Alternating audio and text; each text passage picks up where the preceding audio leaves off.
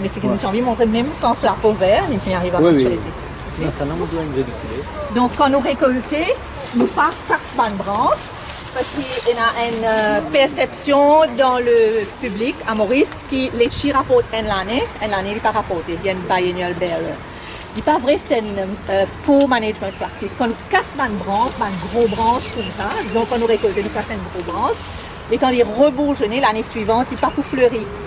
Donc le principe, c'est qu'il derrière la grappe, nous mettons 20 cm, après nous prenons nos sécateurs, nous casser. Aujourd'hui, nous sommes là pour le lancement d'une nouvelle variété de litchi. Litchi important qui nous conseille d'introduire une nouvelle variété pour capable déjà satisfaire un marché local et aussi un marché d'export qui peut continuer à croître. Le litchi Maurice il existe depuis très très longtemps. Première variété, première litchi qui arrive à Maurice dans les années 1860. Et une variété qui vient vraiment faire ses preuves, c'est la variété Taïse.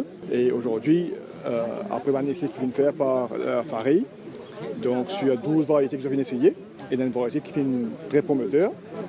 Donc c'est sa variété qui nous donne l'occasion de lancer.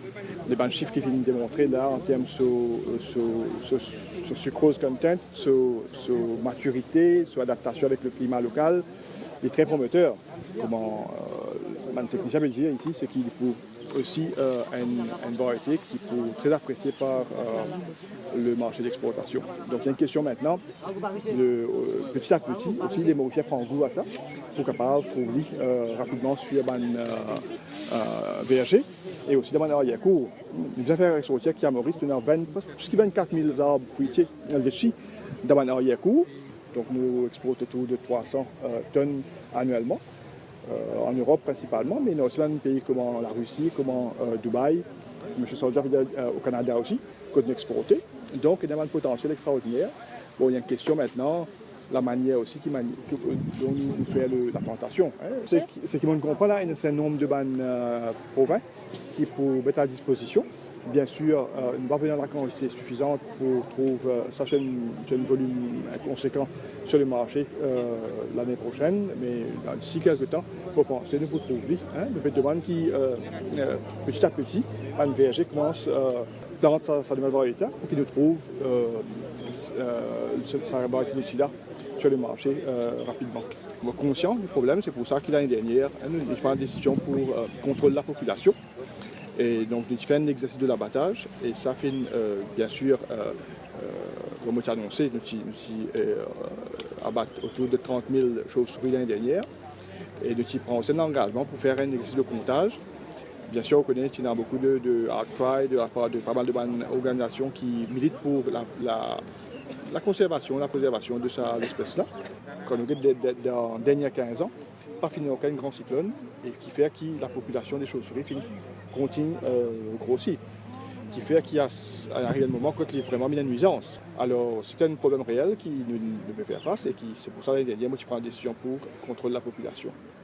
Dans le mois d'octobre, finalement, donc toute une équipe qui se met en place pour faire un survey dans toutes les régions de l'île, côté le ban qu'on a un roosting site, dans les chauves-souris, et je arrive à la conclusion qu'il y a autour de 65 000 de chauves-souris à Maurice.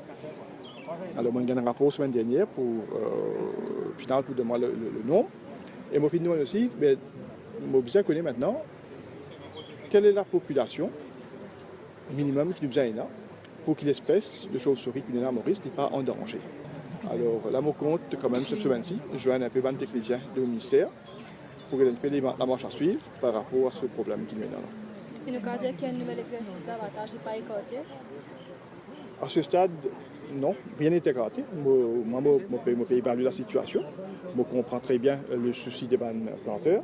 Nous avons aussi, de l'autre côté, nous avons aussi un devoir pour, grâce à la balance de l'écosystème. Mais bien sûr, quand il y a un problème qui peut affecter la production, il y a une nuisance et qui est dans un besoin pour contrôler la population, nous pouvons prendre la décision suffisante.